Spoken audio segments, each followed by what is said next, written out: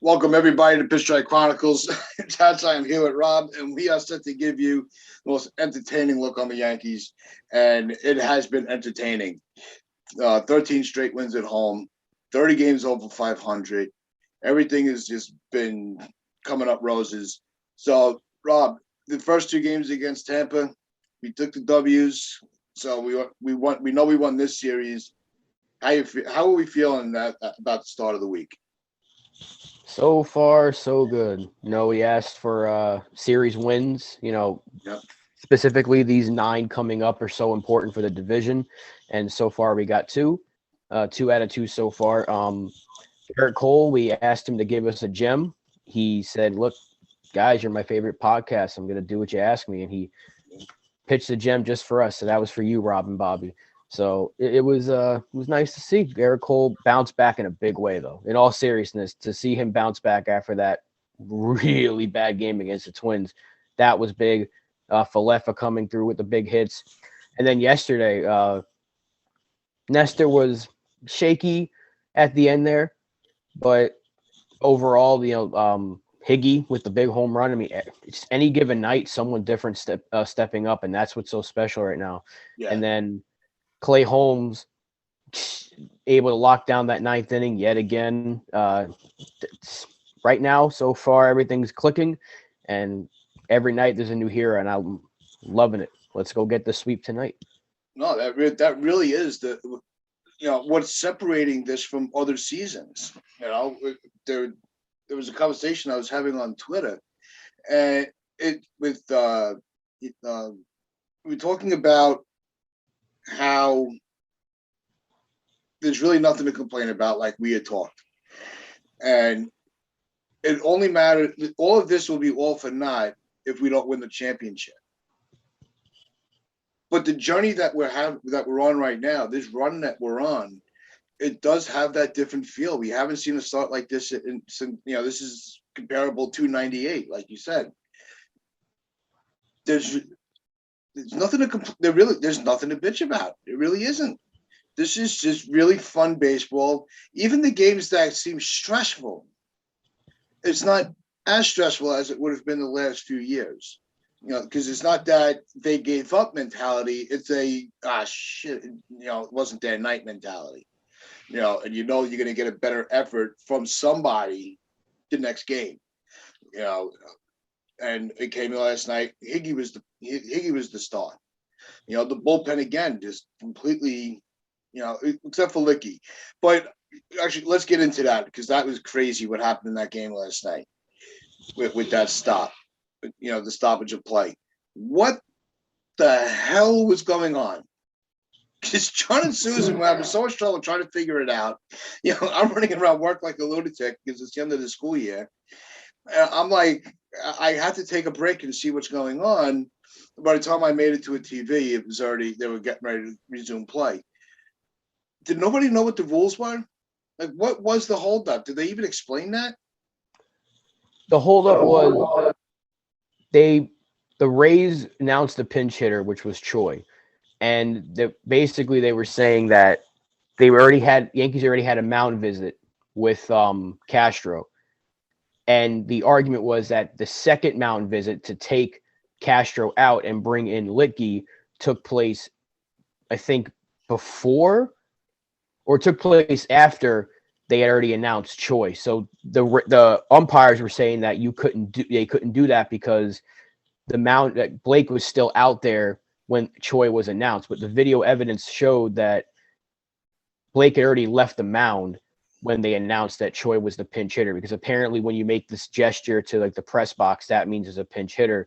So Blake was already gone, which meant that Boone was allowed to come out and make the pitching change. So the whole mound visit rule is still clearly nobody knows what the hell the rule is because the umpires took 20 minutes to figure it out, but it ended up being the right call because Boone knew, and this is why it was right, because Michael K brought it up. Kevin Cash did not argue. He went out there after the decision was made to clarify, but he didn't argue it because he knew it was the right rule. Okay. So it took them too long to figure out what the rule was. So I don't even know what the heck the rule is, but from what I can gather, it's The second mound visit took place after the pinch hitter was announced. So it wasn't that they already had a mound visit going on while they announced the pinch hitter. Had that been the case, then Casher would have had to pitch to Choi. It didn't matter anyway because Licky gave up a hit, back-to-back hits, and they scored 2 runs off of him. But the whole thing was Boone was saying, no, I'm making the change after the pinch hitter was announced. This is a second mound visit that's after, so it was just so weird and so annoying. They stopped play for basically 20 minutes. Blitke had probably too much time to warm up because he gave up a couple of bloop singles. He's been so unlucky this year with those bloop hits, and the BABIP is really killing him right now. But that was annoying because the inning should have probably been over 15 minutes before than it actually was. But yeah, very annoying thing. Luckily, it didn't come back to hurt us in the end. But I mean, the Rays tried to take advantage of the delay and the disruption with the pitching. These pitchers are creatures of habit. You can't have them standing around like that. And I think that's really what threw Licky off. So I'm giving him a pass. I can't hold that against him. That they put those couple runs up. And he was getting a hit. But yeah, they have to figure. These umpires should know these rule books without even thinking about it. Especially if you are going to have the label of a crew chief. He should be the guy when you're allowed to be a crew chief. I know they rotate them, but if you're a crew chief in a game, you have to know that rule book by the back of your hand, like your kids' names, like your wife's birthday. You cannot forget that stuff. And we can't be having, what was it, half hour trying to figure that out? It was insane. And it was completely uncalled for. And baseball's got to do better with that, with making sure that these rules are a little more clearer, and that the umpires understand all the nuances of the rules. They got to stop changing them. Well, that too. This is Manfred trying to speed up the game, and look what it did. Because they don't know all the rules. There's so many different changes year after year. He's trying to change so much, and this is to try to defend the umpires a little bit. I still think they're terrible, but I can understand. It's like, what the hell is the rule? But the fact that the managers knew what the rule was, and they're like, no, this is the rule. And the umpires like, well, let's go delegate, and then they're probably going to talk to the offices in New York or wherever to try to get the rule, and they didn't even know what the rule was because it took so long to figure it out. It's like, why are we having these issues if the rule is in place and it's already middle of June? You should know what the rule is by now. So, and the fact that the Yes Network was able to have that video evidence so quickly, it's like, why isn't that in the head offices of MLB? Like, I don't know. It should not have taken as long as it did.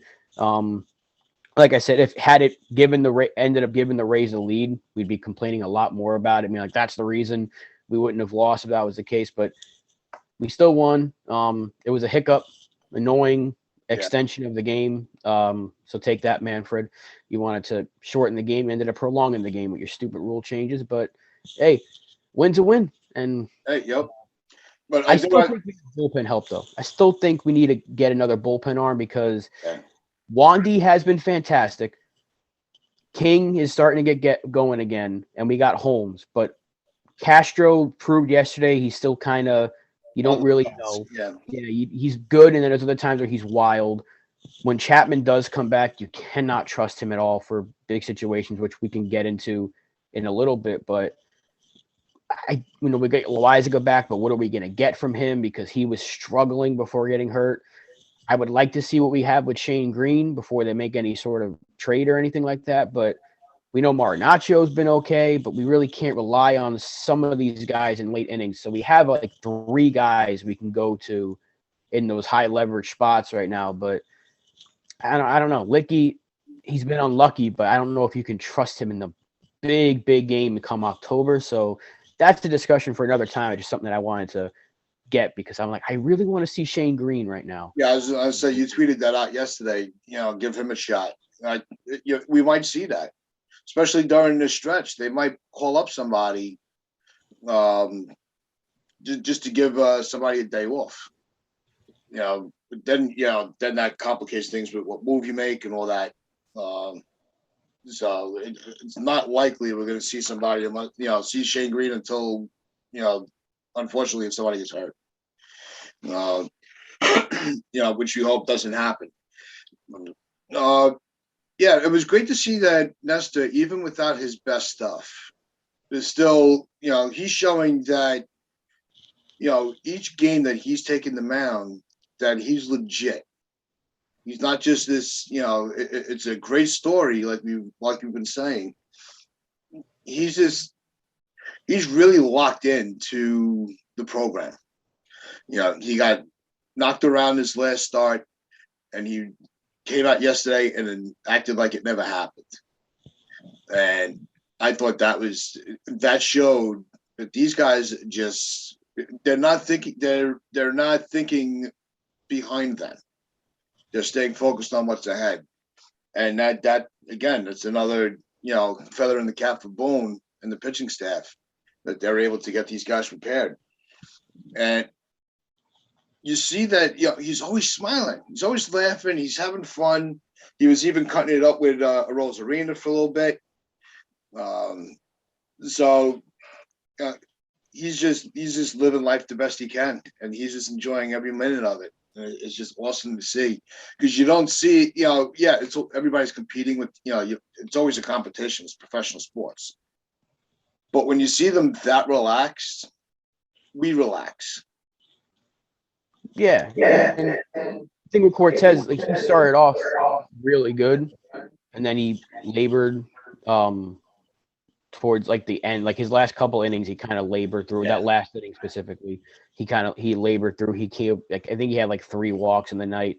Didn't have too many strikeouts, so he didn't have his best stuff, but he was still getting weak contact, getting outs when he had to, and only ended up giving up like 1 run on a few hits. So I mean, overall, it was a really, really good start once again.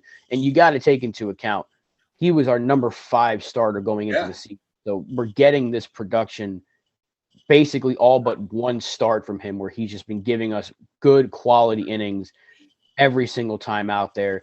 So anything from this point out, even if he gives up 2-3 runs a start, but he's given you 6 innings, that's your number 5 starter at the end of the day. I know how historic his run has been so far for a Yankee pitcher, but I don't want people to put now all of a sudden these unrealistic expectations that he's got to be what Garrett Cole is supposed to be. Like, I love Nestor Cortez. I love the story. And the fact that he's given us this for basically a whole calendar year now, going back to last season, is phenomenal. And I don't want to put any unnecessary pressure on him. Like, now you've got to be the ace of the staff. He's pitched like an ace. And if he has a couple of hiccups, so be it. I think if there's anyone that's deserved it, it's him, with the way he's pitched all year. And this wasn't even a hiccup. It was just 1 meh inning that, he threw a lot of pitches, took him out of the game. But overall, if you're getting 5 1/3, 1 run, and you're in a position to win the game, that's all you can ask for out of your number 5. So whatever Nestor continues to do, keep doing it. The whole pitching staff in general, keep doing it. And the bullpen eventually is going to start locking things down again. So, and we're winning. That's what it is. We're winning. And we're beating the Rays too, which is a team that, even with injuries, find ways to beat us. Last year and the year before, the Rays win that game. Not this year. It's a different story. And we keep saying it's a different team. Last year, we lose that game. Last year, Lookie's inning gets away from him. Last year, we lose the lead. It's different this year. Yeah. I did want to ask you, though, because it was pretty big news with Boone saying that when Chapman comes back, Clay Holmes is still going to get high leverage spots, and he'll close some games too. And people went into a frenzy about what that actually means. Like, how can you give Chapman the closer role? Basically, it means that Holmes is going to get the tougher parts of the lineup. Because if Boone, I don't think Boone's stupid enough, especially this year, to be like, I'm going to send Aroldis Chapman out there with a 1-run lead against the middle of the order. So if the 9th inning turns up that Holmes gets the middle of, let's say, Houston's order, you're not going to send Chapman out there in the 9th. You're going to try to give – and Chapman might not even get the 8th. There's a chance that Chapman gets the bottom of the order, King might get the top of the order, and then you go to Holmes in the ninth for the bottom, or for the middle. So a lot of things can change. I think the term closer is kind of going away now because they have to know they can't rely on Chapman. Now, if Chapman comes back and he starts pitching like he was for us in 2016, 2017, then you send the Aroldis Chapman out there in the ninth inning and you have Holmes to lock it down in the eighth, and bada bing, you got yourself a lockdown bullpen. But you can't trust the Aroldis Chapman because once he throws that first pitch 90 feet over the catcher's head, you're like, well, we made a mistake, and now we got to wait 3 batters. So you got to pick and choose your matchups, and I think that's what Boone was trying to allude to. But we know if it comes down to a game in the playoffs, there's no shot Aroldis Chapman's pitching with a 1-run lead in the ninth inning against any part of the order. You're going to go to Clay Holmes to lock it down. But because we're in a position that we're in right now, you can kind of experiment and see if Chapman is back and at least able to give you quality innings where he's not walking the bases loaded. So I think people need to kind of chill out a little bit. Doesn't mean that Chapman's automatically the closer. They're just going to try to see what matchups work better. And that's basically what baseball is matchup based. No, and until proven otherwise, there's no reason to believe that this is not the Boone that was managing the last couple of years. This is a different Boone. He's been using the phrase, he always has his catchphrase for the year. He's using pitches in their own lane. And if Holmes' lane is the middle of the lineup, ninth inning, tight game, that's the lane for Clay Holmes. Like you said, Chapman, but Boone said this in the beginning of the season as well, coming out of spring training, that if he feels that somebody else is more positioned, in better position to close out the game, that's where he's going to put them. That he wasn't just going to say that automatically in the ninth inning, Chapman. So this isn't something that this is not something new that he has said. So he's just reiterating what he had said about how the bullpen was going to map out coming out of the spring. So let's not act like this is also something new. This has been said before. Like you said, ninth inning, 1-run game. You have 3, 4, 5 hitters in the lineup. You have Clay Holmes. If you have a 2-run lead, with 7, 8, 9, you'll probably see Chapman. So it's all going to depend on where they're at in the order, the opponent, and the lead. That's the equation that Boone's going to go with. And he's been very good with making sure that he's not putting people in position to fail. And Chapman, we've seen it so many times before. Maybe the injury is what the injury is why he was having so much trouble closing out games, why he was starting to struggle so early in the season. Same thing a little while ago. We kept saying, what happened a little while ago? Well, he was playing hurt. So when they come back healthy, we might, we very well could see a more improved bullpen arm. And that's really the only thing we could do is hope for that. Look, if we get semi-decent Chapman from whenever he comes back till the end of the year, even if it's less velocity, but he's getting ground ball outs and he's not throwing 102, but we know he has it, but he hasn't been hitting that velocity. So you knew that there was something wrong because he wasn't hit. Even when he's like at his worst, he's still able to touch triple digits. It's just, going into the seats over the dugout, but he's still hitting that velocity. He wasn't even hitting that. So maybe it had to have been the injury. But even if he's just adequate, and which is annoying to say because of how much he's getting paid, but if he just can give you outs when you need it, you have him for the rest of the year and that's it. He's gone and we don't have to worry about this headache anymore. But we just need him to be good. He's not going to be dominant like he was. If he is, great. I'll eat my words and I'll say I was wrong, but I don't see it happening. If he can just be good enough to get us outs when we need him to, fine. I trust Loizaga will bounce back more than Chapman, but knowing that we have Clay Holmes that we can turn to and Michael King in these late innings, there's no need to throw Chapman out there. But if the matchup does benefit Chapman for, let's say, a 2-3 run lead against a couple of lefties, you're going to bring in Chapman. You know, we've seen it happen before. Sometimes you have to bring in guys just to make sure they're not sitting for 4 or 5 days. And you're going to have to give Clay Holmes a rest at some point. So it's going to happen where Chapman pitches the ninth. And it's going to be up to him to get the outs. Yeah. Now, if he comes back and struggles 3, 4, 5 outings in a row, Boone's not going to send him back out there in a high leverage situation. He knows Wandy can do it. He knows King can do it. So, but at first when he comes back, they're going to see, is he healthy? Is he pitching well? And Matt Blake, I'm sure they're going to work with him to try to get that fastball back going. Maybe he starts throwing a cutter. Everybody else is. Let's see. You know, let's just see what we have when he comes back. I don't want him back, but he will be back, and hopefully he's good enough. Get the outs that you need to get, and we won't have an issue. Yeah, that cut has been such an important pitch for that bullpen this year. Even the starting pitchers are using it. You know, it's, you know, if there was one thing we got out of Kluber was that cutter, we'll take it. I think that contract was well worth it. But no, it's, you know, we had also said that it was we expected it to be a very tight series, and I think we've gotten exactly what we've expected out of that. And the Yankees taking the first 2 games, you know, with Severino on the mound, the probability of a sweep is increased. But it's baseball, you never know. But, you know, not to be a downer on it, it's very hard to sweep a team, especially the Rays. You know, it's the Rays are at the same level of competition, but they're still a very competitive team. I think is a very fair way to put it. Because everybody keeps, you know, the big narrative on social media from other fan bases. Well, when the Yankees play good, you know, well, the Yankees haven't played any good teams. Well, give us a good team to play.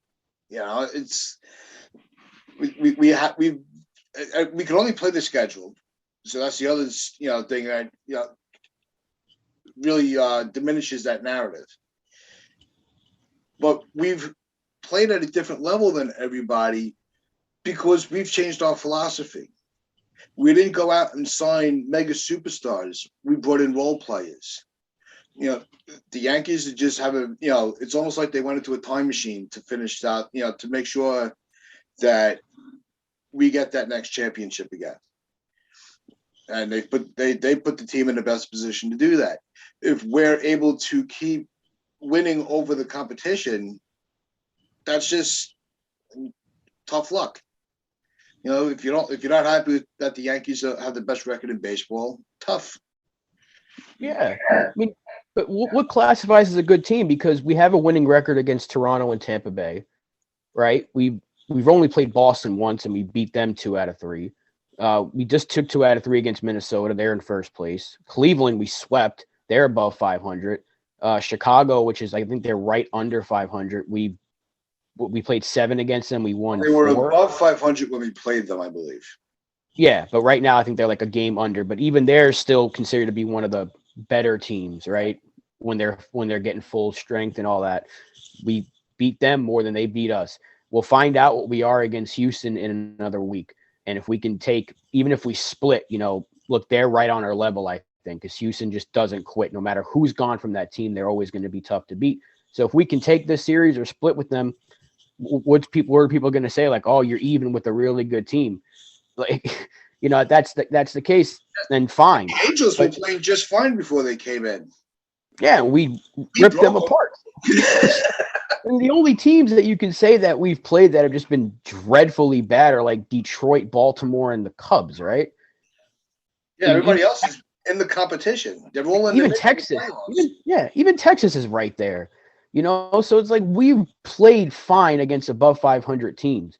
Now, and again, anything can change, but we've been saying it since, the beginning of the week. This stretch of games coming up, especially these next 13, are really where the Yankees can kind of put their stamp on the team they are. If they come out of these 13 games with a winning record, and they've already won this series. Let's say they win against Toronto and they take 2 out of 3 against Tampa. Even if they split against Houston, like, what are you going to say about the Yankees? Well, they can't beat the good teams. Well, they've already proven you that they can, because these are the teams, Houston, Toronto, and Tampa Bay, and Minnesota.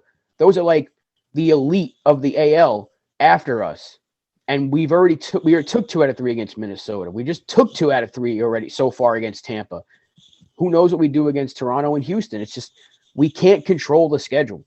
If we could, then we play Baltimore 162 games and be done with it. But we can't control it. This is what it is so far, and the Yankees so far have handled their business, even against the teams that are above 500 or were when we played them. We can't help it. And I don't know why fans keep bringing it up. People are doing it to the Mets, too. They're like, I hate defending the Mets, but the Mets can't defend or they can't control their schedule either. You play who's in front of you. And if you beat them, you're beating the teams you're supposed to beat. So even if we lost to these teams, people are going to say, well, the Yankees stink. They can't beat Baltimore. That was our case last year. That's what cost us a chance of winning the division. We're beating them this year. We're beating these teams this year. We can't complain about beating the bad teams. If you want to be the elite, you got to bully the teams that are below you. Baltimore, Detroit, Chicago, even though they're not in the same league as us, you got to beat those teams up. Angels, we've beaten them up. I mean, I don't know what people are complaining about. What else do you want them to do? Lose to them? I think it's envy. They want what we have. I'm not going to say jealousy. Jealousy could fit into that narrative too. But you know what? You chose your fandom. We chose ours. And some teams some fandoms you're born into, some you choose. We were born into this. We didn't just go and say, midway through the 90s, we didn't go from Met fans to Yankee fans because they were winning championships. We've been on this ride with this team since day one. So it's deal with it, suck it up, try to beat us. That's it. But if you do, even the games, because that's what it. Because even the games that we're not winning, we're not making it easy on the other team. We only had one loss. That Minnesota loss was the only game that we were just defeated.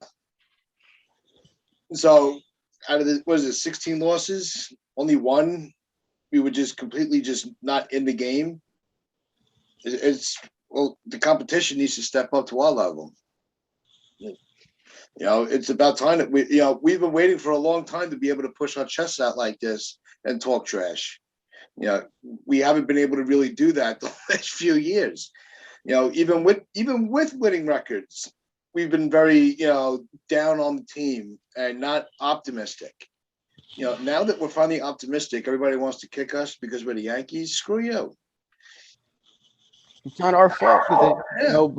Every division has that team that's just really, really, really bad. Like the AL East, it's Baltimore. The Central, it's Kansas City, right? The West, it's clearly the Athletics. In the NL East, it's the Nationals. The Central, you got the Pirates and the Reds.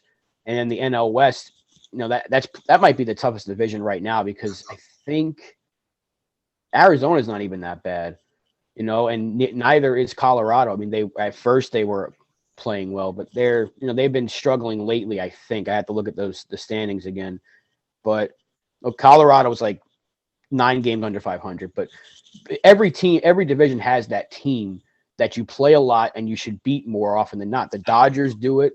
When whoever wins the Central beats up on the Reds and Pirates. The Pirates are better than the Cubs this year. So the Central has 3 terrible teams in the National League.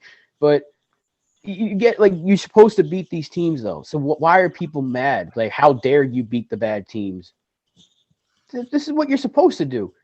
Yeah. When you want to be a good team, you got to beat those teams. It's what you do against the good ones. And now here we are, 13 games. How many times have I got to say it? But we got 13 games coming up against 3 of the best teams in the American League.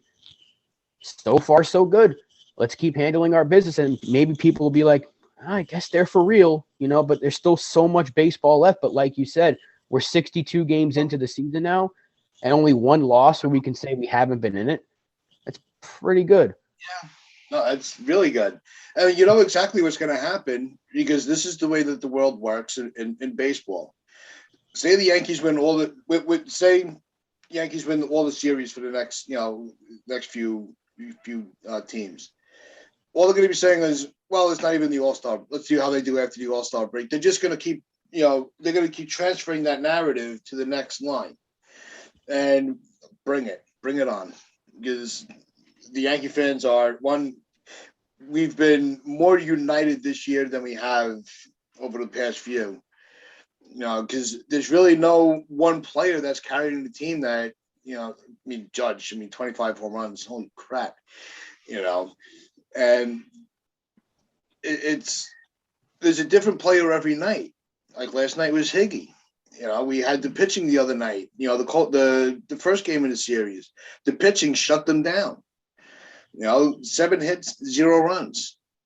That's what this staff has been doing since day one. You're not going to score on us, so you better hold back our bats. But you may be focused on shutting down Stanton, Judge, Donaldson, LeMahieu, but you also have to worry about the bottom of the order because they could hit you just as good. And now that we're seeing Higgy starting to warm up a little bit, I don't want to say he's getting hot. It's only a couple of games, but he's warming up. Who knows who knows where this is going to take him on the offensive side. We might start seeing a lot more contact from him. Not more hits. I'm not worried. Everybody wants to talk trash. That's fine. That's sports. That's the fun of it. But to constantly just, it's almost like they're reaching for the trash talk. It's not coming natural. They're actually digging. And if you have to dig to trash talk, you really don't have anything to say. That's really all we have to say about the series so far. And also, before I do sign off, I just want to thank our friends Spencer and Phil for texting me throughout the night last night of what was, walking me through the game last night, knowing I was busy at work. So really, shout out to you guys for helping me out, keeping me informed. This has been Pinstripe Chronicles. Just remember, like, share, comment, and subscribe. Check out our social media in the link description below. Check us out at sportname.com/player. Both these streaming sports on Roku. Wear your pinstripes for pride. Play hard.